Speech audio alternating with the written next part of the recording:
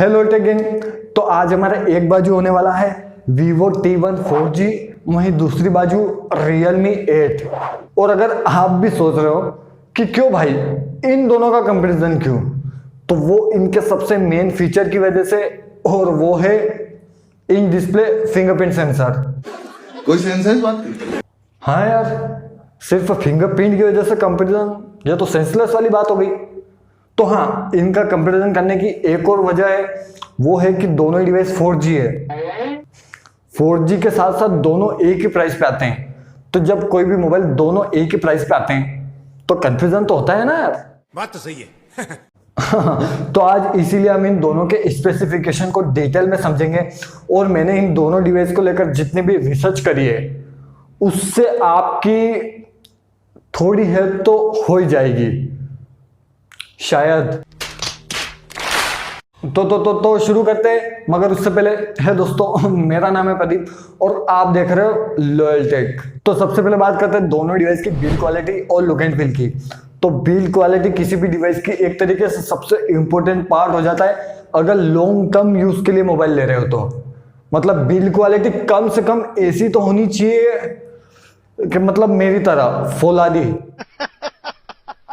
Are you comedy me?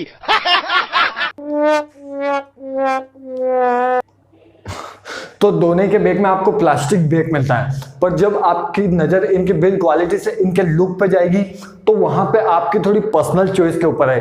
क्योंकि Vivo में आपको थोड़ा ना बैक में डायमंड चमकीले डायमंड मिलते हैं, वहीं अगर आपको टैटू वगैरह पसंद है,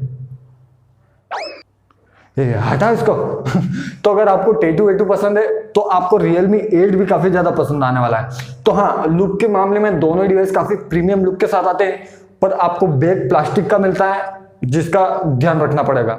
तो बात करते हैं दोनों डिवाइस के प्रोडक्शन पटल की। तो जहां आपको Realme 8 में 6.4 इंच का सुपर एमोलेड डिस्प्ले मिलता है विद 60 हर्ट्ज विद 1000 नीट्स की पीक ब्राइटनेस, वहीं आपको T1 में 6.44 इंच का एमोलेड डिस्प्ले मिलता है विद 60 हर्ट्ज विद, इसकी ब्राइटनेस का नहीं पता, तुमसे ना हो पाएगा। तो देखो Realme 8 का तो मान सकते हैं कि ये जिस टाइम पे लॉन्च हुआ था उस टाइम पे 15,000 के बजट में सुपर एमोलेड डिस्प्ले में 90 हर्ट्ज मिलना बहुत ही रेयर चीज थी। पर Vivo T1, मतलब आज के टाइम पे Vivo के मोबाइल में 90 हर्ट्ज तो मिलना ही चाहिए था यार, वो भी 15,000 के बजट में। और जब मैंने पहली बार सुना ना कि Vivo के 15,000 के मोबाइल में आपको एमोलेड डिस्प्ले में 90 हर्ट्ज नहीं मिलता है, गुस्सा तो ऐसा आया था। पर फिर वही बात है यार, क्या कर सकता हूं यार।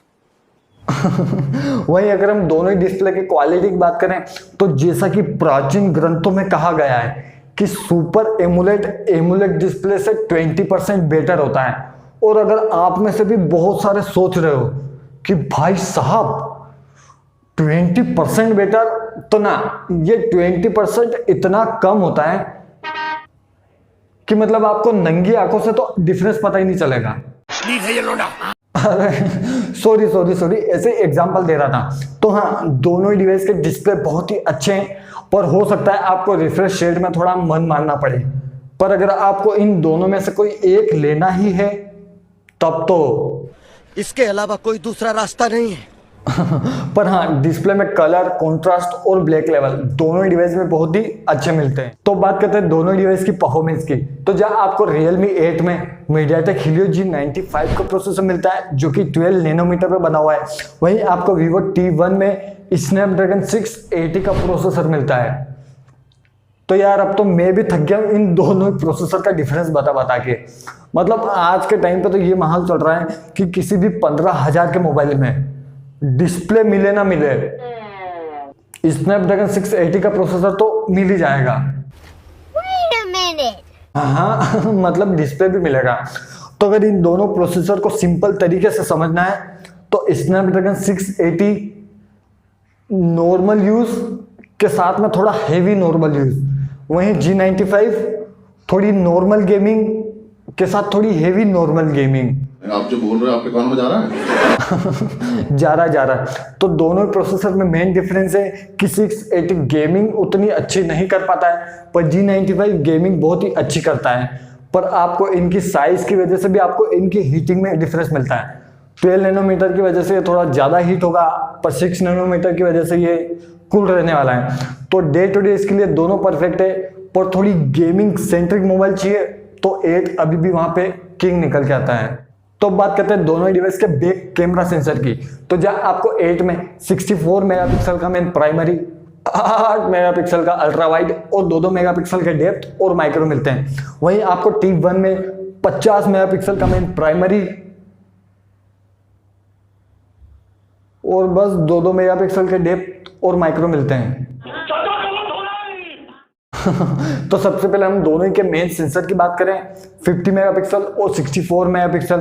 तो हाँ, यहाँ पे आपको डिफरेंस तो मिलता है, पर वीवो ने भी काफी अच्छा काम किया है इनके मेन सेंसर में। तो आपको दोनों ही में बहुत ज्यादा भी डिफरेंस नहीं मिलने वाला है। दोनों ही के मेन सेंसर से आप काफी अच्छी फोटो ले लोगे, वहां आपको कोई शिकायत नहीं मिलने वाली। वहीं अगर हम दोनों ही के अदर सेंसर की बात करें तो 8 में आपको 8 मेगापिक्सल का अल्ट्रा वाइड सेंसर मिलता है, जो कि आपका अच्छा खासा काम चला देगा। वहीं T1 में क्या यार वीवो, क्या चाहिए? अरे चाचा कोई अल्ट्रा वाइड सेंसर तो डाल के देते तो वीवो T1 में आपको कोई भी अल्ट्रा वाइड कैमरा नहीं मिलता है। और हाँ, और सुनो, दोनों ही में आपको 2-2 मेगापिक्सल के चिल्लर सेंसर भी मिलते हैं। Not interested, I am not interested यार, मुझे सुनना ही नहीं है। भड़क क्यों रहेगा वहीं अगर हम दोनों के सेल्फी कैमरे की बात करें तो दोनों ही डिवाइस में आपको 16-16 मेगापिक्सल का फ्रंट सेल्फी कैमरा मिलता है, जो कि काफी डिटेलिंग वाली सेल्फी ले लेता है। और अगर हम दोनों ही डिवाइस के पावर डिपार्टमेंट की बात करें तो दोनों ही डिवाइस में आपको 5-5 हजार mAh की बैटरी मिलती है, पर आपको थोड़ा ना हल्का सा बैटरी बैकअप वीवो T1 में ज्यादा मिलने वाला है। ये भेदभाव क्यों? अरे भेदभाव वाली बात नहीं है, इसका प्रोसेसर 6 नैनोमीटर का है, उसकी वजह से थोड़ी बैटरी भी सेव होने वाली है। ऐसा नहीं कि आपको 8 में बैटरी बैकअप बुरा मिलने वाला है, इसमें भी अच्छा मिलेगा, पर आपको T1 में हल्का सा एज मिल जाता है इसकी प्रोसेसर की साइज की वजह से। और अगर हम इनका चार्जिंग एडेप्टर की बात करें तो 8 में मिलता है आपको 30 वोल्ट का चार्जिंग एडेप्टर, वहीं T1 में 44 वोल्ट का चार्जिंग एडेप्टर। और हाँ, दोनों के जो चार्जिंग एडेप्टर है ना, वो डब्बे के अंदर ही मिल जाते हैं। जोर जोर से बोल के लोगों को स्कीमें बता दे। वहीं अगर हम इनके स्पीकर की बात करें तो दोनों ही में आपको सिंगल बॉटम स्पीकर मिलता है, जो कि क्वालिटी अच्छी है इनकी भी, पर आजकल तो ड्यूल स्पीकर का जमाना है। तो बात करते हैं दोनों ही डिवाइस के सबसे मेन फीचर की, और आप में से बहुत सारे इसके इसी फीचर को सुनने के लिए बैठे होंगे। तो हाँ, दोनों ही में आपको फिंगरप्रिंट मिलता है, वो भी इन डिस्प्ले फिंगरप्रिंट, मतलब जैसे डिस्प्ले के ऊपर उंगली लगी मतलब अंगूठा भी। भाई मजा आया।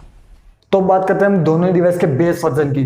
तो दोनों ही डिवाइस के बेस वर्जन में आपको मिलती है 4 GB रैम और 128 GB की इंटरनल, पर इनकी प्राइसिंग में आपको अभी फिलहाल थोड़ा डिफरेंस मिलेगा। जहां आपको 8 की प्राइसिंग अभी मिल रही है 16,000, पर किसी भी सेल में आप इसको आराम से 14,000 तक ले सकते हो, कार्ड डिस्काउंट अलग से।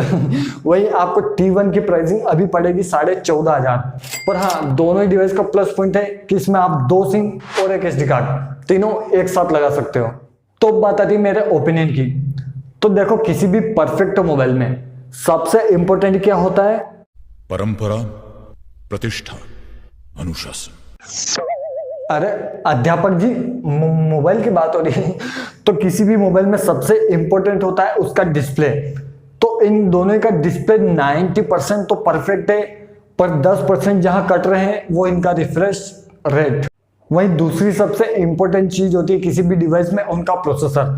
तो यहाँ पे आपको दोनों के प्रोसेसर का अपना अपना एडवांटेज मिलता है। जहां पे G95 का एडवांटेज ये है कि ये 15,000 की बजट में गेमिंग के लिए एक तरीके से आइकॉनिक प्रोसेसर है, पर बड़ी साइज का प्रोसेसर है। वहीं 680 साइज बहुत ही छोटी है, उसकी वजह से डे टू डे यूज में और बैटरी के लिए काफी अच्छा प्रोसेसर है। तो यहाँ तक तो दोनों डिवाइस में कुछ प्लस पॉइंट मिल रहे थे और कुछ माइनस पॉइंट मिल रहे थे, पर जब बात आती है इनके कैमरे की तो वहां पे 8 आगे निकल जाता है इसके 8 मेगापिक्सल अल्ट्रा वाइड सेंसर की वजह से, क्योंकि इधर तो मिलता ही नहीं।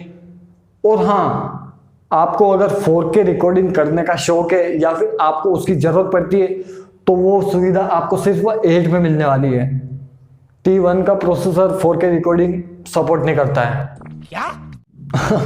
बिल्कुल, पर हाँ T1 में 44 वोट का चार्जिंग एडेप्टर मिलता है और 8 में 30 वोट का। पूरे 14 वोट का डिफरेंस है इनमें। हिस्सा बराबर याद रखते हो। वो तो रखना ही पड़ता है। तो हाँ, अगर आप मुझसे पूछो कि अगर मेरा बजट 15,000 है तो मैं इन दोनों में से कौन सा लूँगा, तो मैं Realme 8 की तरफ जाऊँगा। स्पेशली एक तो इसकी परफॉर्मेंस की वजह से और दूसरा इसके अल्ट्रा वाइड सेंसर की वजह से। तो उम्मीद करता हूँ दोस्तों आज की वीडियो से आपको थोड़ी बहुत इन्फॉर्मेशन मिली होगी। अगर वीडियो पसंद आया तो लाइक, पसंद नहीं आया तो हर बार की तरह 2 बार dislike. Channel subscribe please, video share. जय हिंद, वंदे मातरम।